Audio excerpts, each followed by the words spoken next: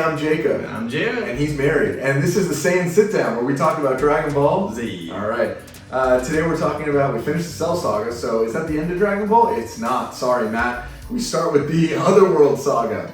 It's only 5 episodes, which is kind of crazy. I really thought this was way more than 5 episodes. Yeah, this felt like a full saga. I mean, what is Garlic Jr.? We gotta go back. Garlic Jr. is 9. I think Garlic Jr. is like 8 to 9 episodes. So it's and what's insane about this, it's because it's so quick paced that like I truly feel like even if you don't like this filler, I don't know how you can dislike it. It's so quick. It's out of your face before you even know it. Like, there's no flashbacks. There's no cuts to anybody else. There's no references. Like maybe there's one to Cell, and obviously there's the cameo for that at the beginning. Yeah. But like you're pretty much just like this is a solo Goku section, which is pretty rare in filler. It's usually we're filling it with like constant weird side adventures that every character is doing. So a whole promo for this. I'm pretty sure. That date that it came out, September 11th, 2001. Oh my god! I always remember that date. That's insane. I was like excited for it. King Kai now is taking Goku to meet the Grand Kai. Who is this Grand Kai? He looks over all the Kais. Sounds familiar, like they're gonna use this later on, except for they're gonna make a God Destruction instead of. That's what's cool, setting up for that. Well, no, and Supreme Kai. It's like setting up the whole hierarchy of the Kais. When we get to this place and there's always fires, one of the guys is just literally wearing Goten's vest. There's also some cameos here.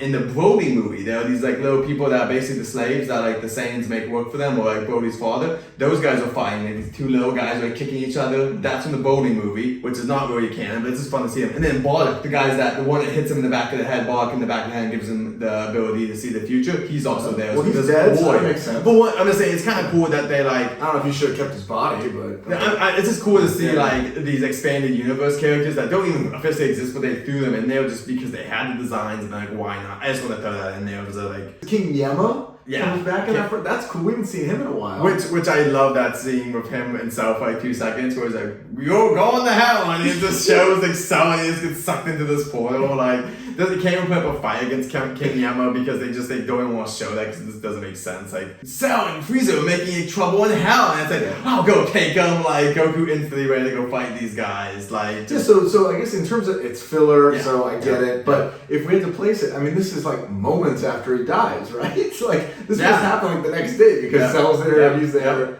So it's really right after that he meets Pycon and everything. Yeah, literally right afterwards. So it's a Goku line of the anime version in America, which is that Goku being, "It's sad, even in death, you refuse to learn." I love it. I love Goku just being Superman, like this like awesome. And I like, maybe the reason I like it is because it is changing the narrative from like, people always underestimating Goku during Dragon Ball Z of like, he's a monkey or whatever. And here it's like, everyone's like, oh shit, like he has his body, this guy's a legend, he defeated Cell. Even King Kai has a reputation where as he meets people, they're like, oh, it's King Kai, that's a big deal, you know? And then it's like, okay, get him boys, the Genyu's attack. First off, Goku doesn't have to do this, but he goes like semi-Super Saiyan and just destroys I think that was actually an issue with the drawing or whatever. They said they didn't finish it. It was he should have been blind. That's like, why would he even need to go Kaioken at this point? His base form should be able to beat the Genyu force, especially with no Captain Genyu. These guys are nothing. Oh my! And then Cell's like, "What did you forget? I brought him here." And then like Cell comes up to fight, and instantly, boom! Here comes Pycon, just coming in, clapping this guy, like pretty cool. And he gets the Pycon music, which is one of the coolest things. We'll talk about happens when he stares at Goku for the first time. And then this comes down, boom, knocks their way in that King Cole. What I love is like, just gosh, Frieza and King Cole look so weak after their fight. Trunks does this as well. Just they don't look like anything. I love it. Like that is so, gets the wind knocked out, and then Frieza just gets punched in the jaw and is just out instantly. How do they have their bodies? Who knows? I like the West Kai, like the animosity between him and King Kai. It's pretty funny where it's like, they sound like Pokemon. My Goku can beat your Pokemon. It literally is Beerus and his brother. It's literally, that's why I love it. They literally copied this in Super. Pycon's theme, I think he has the best theme in the series, and he's a filler character. And it's just like that arpeggiated synth thing into a straight beat, and like it's a really long theme. I think it has a couple different sounds. I want to point out that I think that this is basically right before we get to peak Dragon Ball Z. I think that Cell Saga was getting them a ton of money. They probably had a huge budget for this. bigger than they did probably before, and that the fact that they're like, yeah, this is a 6-episode saga. Can we get Python thing? Sure. Like they're like, why not? It's one of our biggest shows. And the fact that they even made, I remember on Toonami, a whole intro for a 5-episode arc. Yeah. Like a whole intro from Toonami, which cost, like someone had to do that. It's dope. They honestly took this arc very seriously.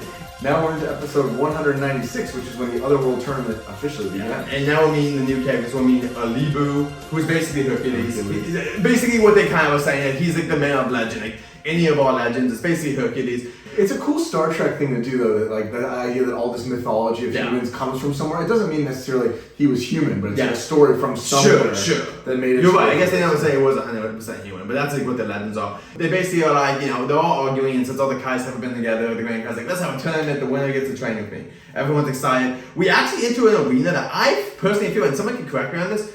If this should be more in video games. It's probably one of the best arenas. Like it's a very simple arena, but then you have the sky. That's what gives you the interesting bits of extra. Is that like this? I know it's a 5th episode. There's not many better arenas for Dragon Ball. Like, and there's a race. What's the reason for that? Start the tournament. Yeah, East Coast just like race me, and then my favorite. Such a Dragon Ball thing.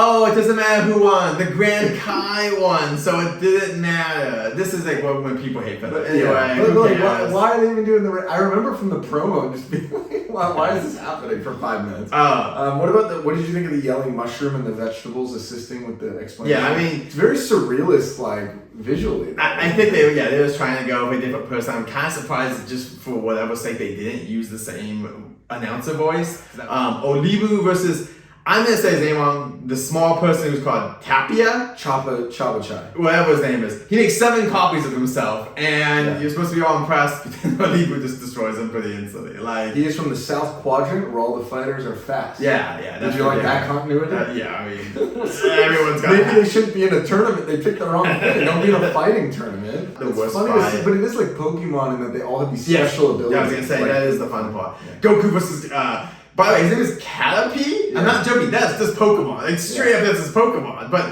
Goku versus, it's not like, he literally like, you're like, what's he gonna do? Grabs him and does, this is very classic Dragon Ball. Tickles him. Like, he's like, oh yeah, you wanna quit? Like, do it. And then Goku powers up and then pisses him off, or he's like, I'm gonna defeat you. And then he becomes a cocoon in, 1,000 years, 10,000 years, whatever. Like, he'll come out. I thought that was interesting because it's kind of a parody of like the Super Saiyan transformation, where it's like, you've grown to think these transformations are like so impressive, and then there's like a really bad transformation. Yeah. So I thought that was kind of fun. Yeah, he's gonna transform one day. So we're gonna go 197. We'll finish this episode off. There's also this guy named Torby. He's this like red kind of, almost like Cell but red, basically. He's got like he's got the Cell wings and stuff. I just want to say he looks really cool. No idea he doesn't do anything, but he's just a cool design character. I do like the designs. Like a beetle. It's like this guy Torby, who looks kind of like Cell, versus Tapkar or something like that. Like speed guy versus something. Yeah. Once again, another thing.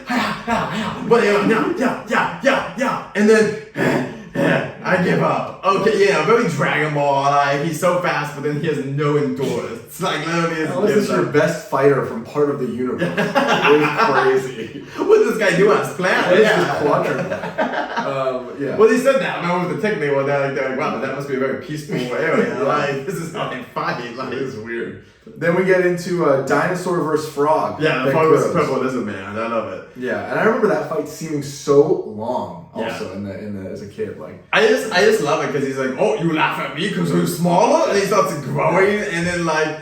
It's like, well, what's gonna happen now? And then he's just this big fat frog, and you got this big purple guy who just starts lifting him. He's like, whoa, no, please don't lift me, And then literally lifts him off the ground and just tosses him out of the way. Like, let's see how you feel when you are the small one. It's like vaguely racist about his voice. Or it's like not good English.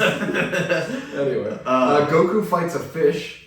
Yeah, Arqua, which like, it's an interesting fight where I love Goku at the end. Like, we're just talking about the fight, I guess, first. But like, it's basically just like, at first I got to think, Goku just kicks him out of the ring. Like, he's not super, he just kicks him, oh, I didn't know he's that weak. And then she's like, Arqua, use your power! And he's like, makes the arena into this big wall thing.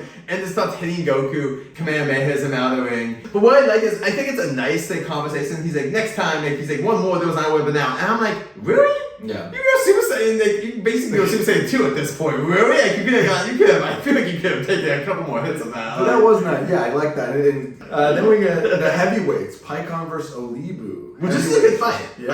I like the Pycon blocking the blast with his just yelling at. I Yeah, like that. that's cool. Like, that's a cool like technique that I feel like we've seen kind of before, but not that much. But I do like that. Like, And they're in the air right away. I don't think many of the other fights in the tournament so far have been airborne. So it's showing, like you said, the arena has that aerial element to it. It's really cool. Like, that is flying back and forth. And there's the speed and the strength together. Yeah. It's like thunderclaps as they're hitting each other, which is pretty cool. Pycon gets back in the ring, he basically takes Olibu out. Like, basically at that point, I think it's the most aggressive way someone gets knocked out too. It's like really hard. He goes flying. Yeah, he goes flying out the ring slams. and slams into the ring. Yeah, it probably is the most aggressive. Like, anyway, guys, that's our first 3 episodes. We're gonna talk about the Goku versus Pycon fight in the next episode. So join us for that. What do you guys think about this filler? Would you actually want it to be longer? Would you like this to be expanded more, even though in Super now we have new stuff, or would you want them to revisit this? Leave a comment below.